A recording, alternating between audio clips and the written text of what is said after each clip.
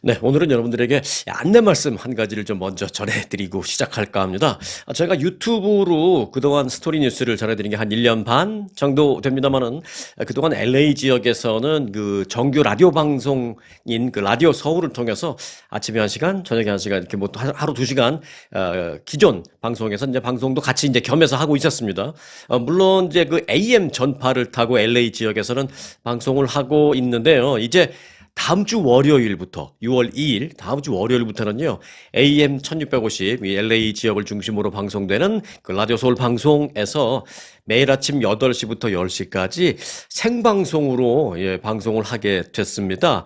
LA 지역의 그 레거시 방송인 AM 1650 그 라디오 서울이라는 그 방송은요. 미주 한인 언론 가운데 가장 오래되고 또 가장 큰 그 미주 한국일보 산하의 방송국입니다. 지난 1990년대 초부터 방송을 시작해서 지금까지 한 35년간 이 한인 언론, 이 한인 방송의 토대를 이룬 그런 이제 레거시 방송국인데요. 물론 이게 10여 년 전에도 라디오 서울의 그 메인 뉴스인 모닝 뉴스 앵커를 제가 하기는 했었습니다만은 팬데믹 이후에 이제 개인적으로 좀 휴식기를 갖고 있다가 1년 전부터 이제 유튜브로 이제 방송을 했었는데 이번에 이제 정식으로 라디오 서울 방송국에서 다시 한번 이제 아침 시간에 라이브 뉴스를 2시간 동안 전해드리게 되었습니다. 이 때문에 이 말씀을 여러분들에게 기쁜 마음으로 함께 나누면서 전해드리면서 이제 우리 구독자 여러분들에게 제가 한 가지 당부 말씀을 좀 드려야 되겠습니다. 다음 주 월요일 아침부터는요. 그러니까 다음 주 월요일 아침, 그러니까 6월 2일 아침부터는요. 매일 오전 8시부터 유튜브로 이제 검색하셔서 좀 찾아와 주시면 정말 감사하겠다라는 말씀을 드립니다. 그러니까 유튜브로 라디오 서울 채널을 방문해 주시기 바라겠습니다. 일단 LA 기준으로 시간은 8시입니다. 유튜브 검색창에 라디오 서울 1650, 그러니까 AM 주파수 AM 1650이거든요. 그래서 유튜브에 들어오셔서 검색창에 라디오 서울 1650, 1650 이렇게 검색을 하시면 생방송을 하는 채널이 나옵니다. 그래서 매일 아침 8시에 이 채널로 들어오셔서 이제 거기서 함께 제 스토리 뉴스도 좀 보시고 함께 좀 같이 해 주시면 고맙겠다라는 말씀을 드립니다. 방송하는 스튜디오도 지금보다는 좀 더 스튜디오답게 장비도 좀 많이 들여놓고 해서 이제 방송이 이루어지는 그런 모습도 보실 수가 있겠습니다. 다음 주 월요일 아침 8시부터입니다. LA 시간. 그러니까 이제 다음 주 월요일은요. 그런데 미국에서는 6월 2일입니다만은 한국 시간으로는 대통령 선거 직전이고요. 그리고 그 다음 날인 6월 3일 화요일은 LA 시간으로는 아침 8시가 된다면 한국 시간으로는 이제 대선 개표가 진행되고 있을 것이고요. 한참 동안. 그리고 어쩌면 출구조사 결과 누구 당선 뭐 이런 식으로 출구조사 결과가 발표됐을 만한 그런 시간입니다. 자, 그래서 LA 기준으로는 다음 주 월요일 아침 8시에 찾아와 주십사라는 부탁을 드리고요. 그리고 중부 시간으로는 아침 10시, 동부 시간으로는 아침 11시가 되겠죠. 이제 꼭 기억해 놓으셨다가 이날 다 같이 만날 수 있기를 당부드립니다. 네. 그리고 이제 다음 주 이전에 이번 주에 한두 차례 제가 간단하게 여러분들이 또 리마인드 할 수 있게 좀 다시 한번 말씀을 드리겠습니다. 일단 좀 기억해 놓으시기 바라겠습니다. 자, 메모리얼 데이 연휴 잘 보내셨나요? 네. 트럼프 대통령은 어제 그 메모리얼 데이를 맞아서 버지니아주 알링턴 국립묘지를 참배하고 이제 미국을 위해 목숨을 바쳐 싸운 그 군인들을 추모하는 행사에 참석했고 또 연설도 했습니다.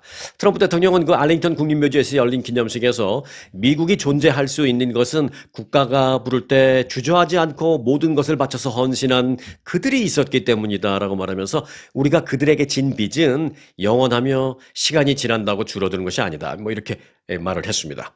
하지만 이제 연설이 끝나고 행사가 다 끝나고 돌아가서 트럼프 대통령은 SNS에 글을 하나 올립니다. 그런데 또 곧바로 좀 이 분열이 될 수 있을 만한 그런 글을 올렸는데요. 뭐라고 올렸냐면 나의 이민 관련 정책에 대해서 제동을 건 그들을 비판한다라고 하면서 지난 4년간 그러니까 이제 바이든 정부 때를 말하는 거죠. 지난 4년간 미국을 파괴하려고 시도한 그 쓰레기들을 포함해서 모든 사람에게 메모리얼 데이를 같이 축하한다. 이렇게 했습니다. 그 쓰레기들이라는 게 누구냐면 이제 연방 판사 중에서 자신의 이민 정책에 제동을 건 그 판사들이 있거든요. 그들을 쓰레기라고 부른 겁니다. 그러면서 그 쓰레기들을 포함해서 우리 모두 그냥 다 축하합니다. 이렇게 했습니다. 자, 트럼프 대통령은 그러면서 SNS의 메모리얼 데이 인사를 이제 마지막 한 문장으로 끝냈습니다. 뭐라 그랬냐면 해피 메모리얼 데이라고 해서 글을 마쳤습니다. 그러나 이 전몰장병을 기리는 그 메모리얼 데이의 인사로 해피 메모리얼 데이라고 하는 것은 일반적인 미국인들 사이에서는 사용하지 않는 표현이다라고 이 AP통신이 지적을 했습니다. 이 전몰장병을 추모하는 추념일에 해피 라는 표현이 어울리지 않는다라는 그런 일각의 지적을 AP통신이 이제 말한 것 같은데 사실 뭐 그렇다고 해서 뭐 해피 메모리얼 데이를 절대 쓰면 안 되는 뭐 그런 표현은 아닙니다. 뭐 많지는 않습니다만은 뭐 그렇게 표현하는 미국인들도 간혹 있기는 합니다. 물론 그게 뭐 일부러 나쁜 의미로 하는 것은 아닌 상황인데 트럼프 대통령은 알면서도 일부러 쓴 게 아니냐 뭐 이런 게 이제 AP통신의 지적이죠. 물론 여기서 이제 뭐 간혹가다 이제 미국인들이 뭐 해피 메모리얼 데이라고 표현을 쓰더라도 그들이 쓴 그 해피라는 표현이 정말로 뭐 전몰장병의 희생 때문에 나는 해피해 그런 건 아니죠. 그저 이제 오랜만에 휴일로 쉬면서 그분들을 생각하는 그냥 편안한 그런 좋은 하루가 되십시오라는 뜻으로 뭐 일반적으로 해피라는 말을 쓸 수는 있지만 가능하면 좀 해피라는 단어를 좀 피한다라는 것이죠. 이날만큼은. 그래서 좀 어울리지 않으니까 안 쓴다. 뭐 이런 얘기죠. 그렇다면 뭐 다른 표현으로는 어떻게 할 수 있나를 생각해 볼 수 있는데 웬만하면 뭐 해피라는 말 대신에 뭐 have a great memorial day 라는 표현을 쓰거나 아니면 enjoy your memorial day weekend 뭐 이렇게 쓰거나 이런 식으로 이제 쓰는데 굳이 해피라는 단어를 안 쓰는 게 일반적이다. 뭐 이게 이제 AP통신의 지적인데 그럼에도 불구하고 트럼프 대통령은 해피 메모리얼 데이라고 버젓이 이제 썼다라는 것이죠. 자, 여하튼 이미 올해 메모리얼 데이 위켄드 끝났으니까 뭐 내년에 메모리얼 데이 연휴가 되면 이 부분을 한번 좀 생각해 보시기 바라겠습니다. 해피라는 표현 대신에 have a great memorial day 아니면은 enjoy your 메모리얼 데이 위켄드, enjoy your memorial day weekend 뭐 이런 식으로 쓰는 방법 한번 생각해 보시기 바라겠습니다. 뭐 해피라는 단어를 써도 문제는 없지만 굳이 일부분에서는 좀 불편해할 수도 있다는 걸 뭐 굳이 쓸 필요 없잖아요. 그러니까 이제 그런 또 다른 일반적인 표현이 있다라는 말씀을 드렸습니다. 네, 관세 정책 여파로 중고차 시장에서 재고 부족 그리고 가격 상승으로 나타나고 있습니다. 자동차 시장 조사 업체 칵스 오토모티브 자료에 따르면 이달 초 그 미국 내 자동차 딜러들이 보유한 중고차 재고는 43일분으로 팬데믹 시기인 2021년 이후에 가장 낮았습니다. 통상 중고차 시장에서는 4월 중순 이후에 차량 재고가 늘어나는 게 일반적인데 이제 4월 중순 지나면은 이제 완연한 봄이 되고 여름이 되고 하면은 이제 대부분의 그 미국에서 비즈니스는 이제 봄, 여름 이때 이제 화랑새를 띠잖아요. 그래서 4월 중순이 지나면은 대부분 중고차 재고가 많이 늘어나는데 오히려 4월 중순이 지났음에도 불구하고 미국에서는 이번에는 매우 이례적으로 중고차 재고가 줄어들었다라는 것입니다. 재고가 부족하다 보니까 중고차 가격은 오르고 또 소비자들은 원하는 수준의 중고차를 찾기가 더 어려운 그런 상황에 직면해 있는 그런 실정입니다. 칵스 오토모티브에 따르면 미국 내 50개 이 베스트셀러 모델을 기준으로 한 중고차 가격은 최근에 2개월간 계속 상승세를 보이면서 그러니까 평균입니다. 이거는 어떤 중고차가 얼마라는 게 아니라 중고차 평균의 가격이 29,000달러 선 거의 3만 달러 가깝게 되는 정도로 중고차 가격이 계속 오름세를 보이고 있다라는 것입니다.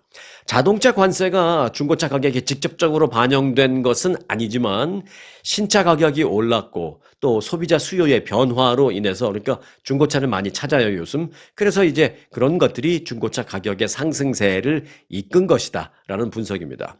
자, 앞서 트럼프 행정부는 지난 4월 3일 외국산 자동차에 25%의 관세를 발효했죠. 그리고 이달 3일부터는 엔진이나 자동차 부품에 대해서도 25%의 관세를 부과했습니다.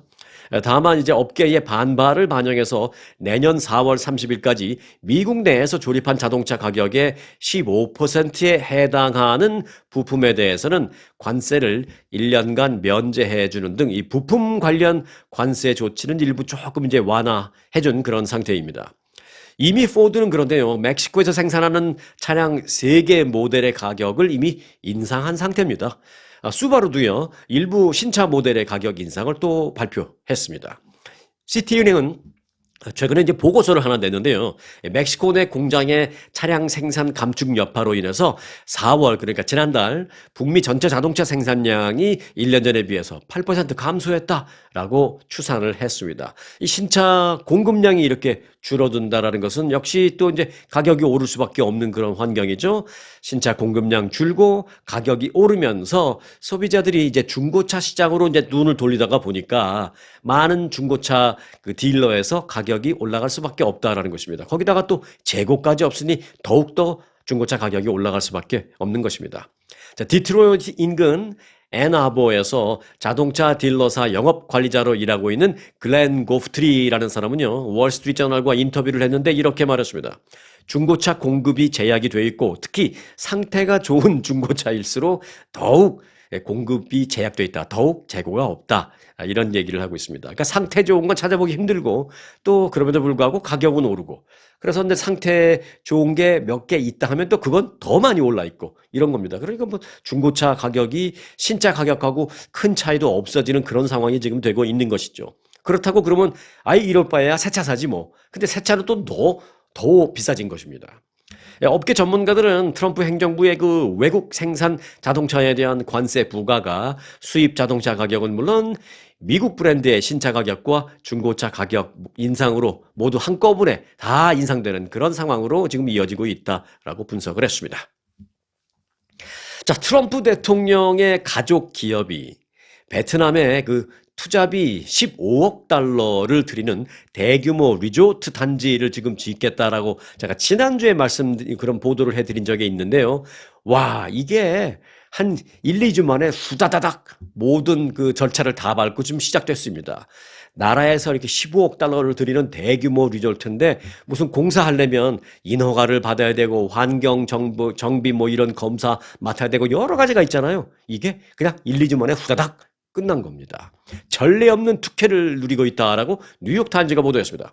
베트남 당국이 미국과 무역 협상 성공을 위해서 이 공사 관련 절차를 법을 무시해가면서 지금 밀어붙이고 있다는 것입니다. 자, 뉴욕타임즈에 따르면 베트남 북부 하노이 인근 흥앤성이라는 이제 지역입니다. 지역. 흥앤성. 그러니까 중국이나 베트남에서는 무슨 성 하죠. 한국에서는 전라남도, 경상북도 하는 도처럼. 자, 하노이 인근 흥앤성에서 지난 21일 트럼프 대통령 가족기업 트럼프 오거나이제이션이라는 회사의 수석 부사장. 그는 트럼프 대통령의 둘째 아들 에릭 트럼프입니다. 네, 트럼프 오거나이제이션의 수석 부사장 에릭 트럼프와 베트남의 이 판민진 총리 등이 다 같이 참석한 가운데 리조트 단지 트럼프 인터내셔널 흥엔 착공식이 열렸습니다. 말씀드렸다시피 여기서 흥엔이라는 것은 그쪽 베트남의 지역 이름입니다. 그러니까 예를 들면 이런 거죠. 트럼프 인터내셔널 서울 뭐 이런 겁니다. 약 15억 달러가 투입되는 이 리조트 단지는요, 약 10평방킬로미터 부지에 8홀짜리 골프장 3개, 그리고 5성급 호텔, 또 고급 주거 단지와 각종 편의 시설이 다 들어서는 초대형 시설입니다. 사업 주체인 트럼프 오거나이제이션과 베트남의 부동산 개발사가 함께 조직한 이 컨소시움이 있는데요. 그 컨소시움은 통상 최대 4년이 걸리는 인허가 과정을 불과 석 달 만에 마치고 착공하는 데 성공했습니다. 삽을 떴습니다, 이미. 이 과정에서 트럼프 행정부의 46%의 초고율 상호 관세 표적이 되어 있는 지금 그 베트남 정부는 부지 확보라든지 무슨 자금 조달 문제, 또 환경 영향 검토 등과 관련해서 베트남 법에서 요구하는 약 6개의 단계가 있는데 그 6개의 단계를 모두 무시하고 바로 착공을 허용해 주었습니다. 건설 인허가를 위한 첫 번째 절차인 각 지역 단위의 독립적인 심사 하지 않았습니다. 그리고 공개 의견 수렴 절차 무시했습니다. 또 도시계획 관련 법규 뛰어넘었습니다. 다 무시하고 뛰어넘는 전례 없는 초법적인 특혜를 베트남이 트럼프 오거나이제이션에 주었다라는 것입니다. 이와 관련해서 뉴욕타임즈가 입수한 관련 공문을 보면 이런 내용이 거기 쓰여져 있습니다. 이 사업은 트럼프 행정부와 트럼프 대통령으로부터 특별한 관심을 받고 있는 사업이다. 라고 베트남 정부 공문에 그렇게 쓰여져 있습니다. 그러면서 베트남 정부 고위층에 특별한 지원이 필요하다라고 명시되어 있습니다. 이 공문은 또 에릭 트럼프의 베트남 방문 일정에 맞춰서 인허가 절차를 긴급히 단축해달라라고 또 명시되어 있습니다. 실제로 베트남 중앙정부는요, 이에 맞춰서 인허가 절차를 지난 15일 다 마무리해 주었습니다. 에릭 트럼프의 방문 날짜에게 맞추기 위해서. 자, 이처럼 트럼프 정부는 트럼프 리조트를 위해서 자국법을 무시하고 베트남에서 가장 인맥이 센 현지 실력자들조차 누리기 어려운 양보를 했다라고 법률 전문가들은 평가했습니다. 미국과 관세 협상을 반드시 성공시켜야 하는 절박한 상황에 놓인 그 베트남 관리들은 이 리조트가 트럼프 대통령에 대한 베트남의 호의의 상징이 되기를 바란다라는 것입니다. 그래서 양국을 더 긴밀하게 연결해 주기를 바란다라고 공공연히 그렇게 말하고 있습니다. 에릭 트럼프에게 또 실제로 그렇게 말을 했습니다. 베트남 정부 고위 관리자들이요. 이 리조트 사업 우리가 정부 차원에서 전적으로 밀어주고 있는 거 당신 좀 아시죠? 그러니까 우리가 전적으로 이 리조트를 밀어주고 있는 이것은 우리 베트남 정부가 트럼프 대통령에게 보여주는 호의라는 것을 꼭 알아주시기 바라겠습니다. 이렇게 말을 했다라는 것입니다. 이처럼 흥현성 리조트와 또 경제중심부 남부 이 호찌민시의 이 트럼프 타워 빌딩 건설 계획, 트럼프 리조트 이 건설 계획 같은 이것은 세계적인 돈벌이 사업이 되는 것은 맞습니다. 이게 트럼프 오거나이제이션이라는 민간 기업이 하는 것이지 미국 정부가 하는 것이 아니거든요. 그러니까 당연히 이건 이제 당연히 대놓고 돈벌이 사업인 거죠. 그런 돈벌이 사업은 사실은 트럼프 가문의 그 부를 더 쌓아주고 있는 것입니다. 자, 이런 여러 가지 사업으로 인해서 트럼프 가문은 더 부유해지고 있습니다만은 미국과 세계 각국의 관계는 사실은 좀 왜곡되고 비틀어지는 그런 상황이 되고 있다라는 것이 뉴욕타임즈의 평가입니다.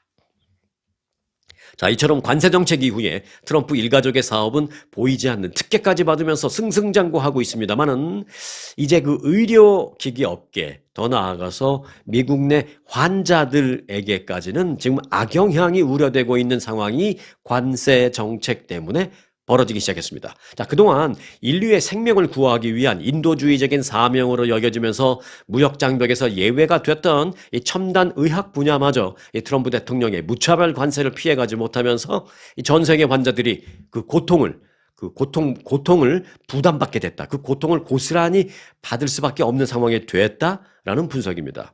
자, 워싱턴 포스트가 보도한 내용인데요. 트럼프 대통령의 관세가 미국을 비롯한 전 세계 첨단 의료기기 업체들에게 타격을 가져다 줄 수 있다라는 것입니다. 보도에 따르면 CT 스캐너 같이 복잡한 기술이 이용된 그 첨단 의료 장비들은 전 세계 수십 개 국가에서 수입해온 부품들로 만들어지기 때문에 특히 관세 정책이 취약할 수밖에 없다라는 것입니다. 전 세계 수십 개 나라에서 만들어진 부품을 갖고 와서 이 CT 스캐너 같은 걸 만드는데 이걸 뭐 하루아침에 미국 내 생산 공장을 지을 수는 없다, 불가능하다라는 것입니다. 트럼프 대통령은 전 세계 기업들이 관세 폭탄을 피하고 싶다면 그 생산 시설을 미국 안으로 들어와서 생산하면 된다라고 말하고 있지만 복잡한 보건당국의 규제를 받는 의료기기 특성상 생산 시설을 미국으로 하루아침에 갖고 올 수 있다라는 것은 사실상 불가능하다라는 게 업계 관계자들의 설명입니다. 그러니까 다시 말해 트럼프발 관세 폭탄을 피한다는 건 의료기기와 관련해서는 불가능하다라는 얘기입니다. 미국의 대표적인 의료기기 업체인 존슨앤존슨 그리고 에버트 등은요, 지난달 실적 발표 보고에서 관세로 인해서 올해 각 기업당 최고 수백만 달러의 추가 비용, 수백만 달러의 부담이 발생할 것이다, 이렇게 이미 보고를 했습니다. 의약업계에서는요, 관세 장벽으로 인해서 각국의 첨단 의학 기술 개발이 만일 늦춰지게 된다면 그 부담은 불치병과 난치병 그리고 각종 고질병들과 함께 싸우고 있는 미국 내 환자들이 될 것이다, 이렇게 말했습니다. 쉽게 말해 결국은 그 환자들이 돈을 더 많이 낼 수밖에 없을 것이다. 그 얘기죠. 인류의 건강과 직결된 의료산업 분야를 자동차나 반도체 등 다른 분야와 그냥 똑같이 취급을 해버리면서 무역 분쟁의 소재로 쓰고 있는데 이는 결국 치명적으로 환자들에게 악영향을 미칠 것이다라는 것입니다. 미국의 의료기기 산업협회는요, 그래서 관세 위협이 첨단 의학 분야의 혁신과 비용 절감에 부정적인 영향을 미칠 것이라고 말하면서 이 헬스케어 시스템 전반의 비용을 증가시킬 것이다. 이렇게 분석을 했습니다. 결국 비용 증가는 결국 뭐예요? 고스란히 우리 일반인들, 일반 환자들에게 넘어갈 것입니다. 관세가 병원비 그리고 의료보험료 인상으로 이어져서 결국 모든 미국 소비자들에게 전가될 것이다라는 전망입니다. 실제 환자는 실제로 들어가는 의료 비용이 급격히 높아질 것이고요. 그리고 뭐 환자가 아니어서 일반적으로 병원에 다니지 않는 사람들도 의료보험을 갖고 있다면 그 의료보험비가 올라갈 것이다라는 것입니다. 월 페이먼트, 프리미엄, 매달 내는 돈. 최근 뱅크 오브 아메리카가 미국 내 병원 50여 개 빅 병원들을 대상으로 설문조사를 했는데요. 그에 따르면 46%는 관세로 인해서 올해 안에 병원비 인상이 있을 것이다 라고 답변을 했습니다. 그리고 42%는 내년에 의료장비 계약이 갱신되면서 병원비가 인상될 것이다 라고 답변했습니다. 올해 인상될 것이다 라고 답변한 병원은 46%, 최소한 내년에는 인상될 것이다라는 게 42%였습니다. 자, 미국에서 대학 졸업장이 없이도 억대 연봉을 받을 수 있는 직업이 공개돼 새롭게 눈길을 끌고 있습니다. 제가 말씀드린 이 억대 연봉이라는 거는 이제 한국식 표현이에요. 그러니까 한국식 표현은 이제 억대 연봉 이런 걸 좋아하죠. 자, 비즈니스 인사이더는 노동통계국 자료를 바탕으로 해서 준학사 학위, 그러니까 학사 학위는 4년제 대학을 나와야 되죠. 그러니까 준학사 학위는 2년제 대학만 나와도 됩니다. 그리고 이제 고등학교 졸업만 해도 받을 수 있는 그런 사실 고액 연봉 이런 것을 이제 쫙 리스트를 공개했습니다. 자, 이에 따르면 가장 고연봉인 직업은 공항에서 항공편을 감독하는 항공교통 관제사, 에어 트래픽 컨트롤러라고 하죠. 예, 항공 관제사. 평균 연봉이 14만 4,500달러였습니다. 굉장히 생각보다 꽤 많이 받죠? 네. 이 직업은 2년제 대학을 통한 준학사 학위만 있으면 됩니다. 그러니까 2년제 대학 학사 학위만, 2년제 대학 졸업만 있으면 되고, 그리고 이제 이 전문 관련된 교육을 받기만 하면 됩니다. 자, 그리고 2위는 상업용 조종사로 중간 연봉이 12만 2,600달러였습니다. 이 직업 역시 고졸 이상이면 누구든 상업용 조종 면허만 따면 됩니다. 자, 원자로 운영자라는 직업이 있는데요. 원자로, 그리고 원자력 발전소 이런 데서 이제 근무하는 운영자인데 대졸 학력이 필요 없으며 평균 연봉 12만 2,600달러 받습니다. 또 일반 발전소의 운영자도 그냥 일반 전기 전력 발전소의 운영자도 평균 연봉 9만 9,600달러 받습니다. 그리고 치위생사, 우리 한인 1세들 처음에 이민 와서 이거 많이 했죠? 네, 이것도 돈 많이 받습니다. 평균 연봉 9만 4,200달러. 역시 평균 연봉이 이렇게 9만 4천 얼마 뭐 이렇게 될 정도로 높습니다만은 역시 치위생사도 대학 졸업장은 필요 없는 그런 고액 연봉 직업이다라고 이제 비즈니스 인사이더가 소개했습니다. 네, 레이저 시력 교정술. 조금 어렵나요? 이제 쉽게 우리들이 흔히 말하는 것으로는 이제 라식 수술이라고 하는데요. 이 라식 수술을 받은 뒤에 심각한 후유증에 시달리던 20대 미국 남성이 수술 수개월 만에 스스로 목숨을 끊는 사건이 발생했습니다. 펜실베니아주에서 경찰관으로 일하던 26살의 라이언 킹거스키라는 사람은요, 지난해 8월 라식 수술을 받고 집에 돌아가던 중에 오른쪽에 이상함을 느꼈습니다. 처음에는 시간을 두고 지켜보자 라는 아버지의 말에 따라서 경과를 지켜봤지만 그의 상태는 점점 더 악화되었습니다. 수술 후 몇 주간 라이언은 심한 두통과 함께 한 물체가 두 개로 이렇게 번져서 보이는 그런 현상 또 겪게 됐고, 또 잔상, 또 빛 번짐 등의 다양한 시각장애를 겪었다라고 합니다. 이 부모에 따르면 밝고 쾌활한 성격이었던 라이언은 증상이 악화되자 경찰도 그만두고 점점 내성적인 성격으로 변했다는 것입니다. 결국 그는 수술 몇 달 만에 혼자 있는 시간을 이용해서 극단적인 선택으로 생을 마감했습니다. 라이언의 아버지는 라식 수술이 그의 인생을 망쳤다. 그는 점점 쇠약해졌다라고 말했습니다. 그리고 이렇게 말했습니다. 앞으로 라식 수술할 때 받는 그 동의서에는 라식 수술 이후에 자칫 후유증이 발생할 경우에 자살하고 싶을 정도로 영구적인 피해를 입을 수도 있다. 뭐 이런 문구를 명시해야 한다. 이렇게까지 이제 주장하고 있습니다. 그러니까 화가 나니까 얼마나 화가 나면 그런 말을 하겠어요. 자, 그럼 이 사건이 알려지자 관련 업계 전문가들도 입장을 내놓았습니다. 미국의 시력 교정 수술 협회는 이렇게 입장을 내놨습니다. 임상 연구에 따르면 심각하게 시력을 위협하는 라식 합병증은 환자 중 1% 미만에서만 나타난다라는 입장을 내놓았습니다. 그리고 또 미국 안과협회는 모든 수술과 다 마찬가지로 라식 수술 또한 수술로 인한 부작용과 합병증의 위험이 있다라면서 대부분의 환자들은 라식에 적합하지만 그렇다고 라식 수술이 모든 사람들에게 다 맞는 것은 아니다라는 입장을 내놓았습니다. 자, 라식 수술, 또 뭐 라섹 수술 받으시는 한인분들도 굉장히 많이 있는 것으로 제가 알고 있는데요. 제 주변에도 이 라식 수술 받고 좋아졌다는 사람도 많이 봤습니다. 뭐 부작용을 호소하는 그런 지인도 또 많이 봤고요. 미국 안과협회가 그런데 말했듯이 모든 수술에는 부작용과 합병증이 있을 수 있다라는 말 다시 한번 좀 되새기는 그런 시간이 됐으면 좋겠습니다. 자, 오늘도 편안한 하루 되시길 바라겠고요. 오늘 영상 여기서 마칩니다.